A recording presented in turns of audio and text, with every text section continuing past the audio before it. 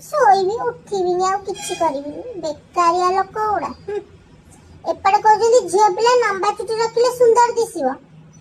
ହାଁ ସୁନ୍ଦର ଦିଶିବା ପାଇଁ ଆମେ ଯଦି ଲମ୍ବା ଚୁଟି ରଖିଲୁ ହାଁ ରୋଷେଇବାସ କଲା ବେଳକୁ ଚୁଟି ଝଡୁଛି, ଖାଇବା ଦିହରେ ଚୁଟି ପଡୁଛି, ତାପରେ କହୁଛ କଣ ନା ଖାଇବାରୁ ବାଳ ବାହାରିଲା ଲୋ, ଖାଇବାରୁ ବାଳ ବାହାରିଲା ଲୋ। ବାଛିକି ଖାଉନ। ହାଁ ସବୁଆଡୁ କହିଲେ କେମିତି ହବ?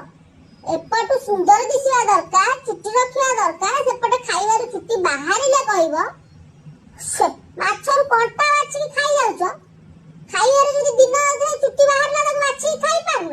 ଏଡା ମୁହଁ ତମର। ମୁଁ ଶୋଇବି, କାମ କରିବିନି, କିଛି କରିବିନି। ଶୋଇବି ଉଠିବିନି ଆଉ କିଛି କରିବିନି ବେକାରିଆ ଲୋକ ଗୁଡା। ଏପଟେ କହୁଛନ୍ତି ଝିଅ ପିଲା ଲମ୍ବା ଚୁଟି ରଖିଲେ ସୁନ୍ଦର ଦିଶିବ। ହାଁ ସୁନ୍ଦର ଦିଶିବା ପାଇଁ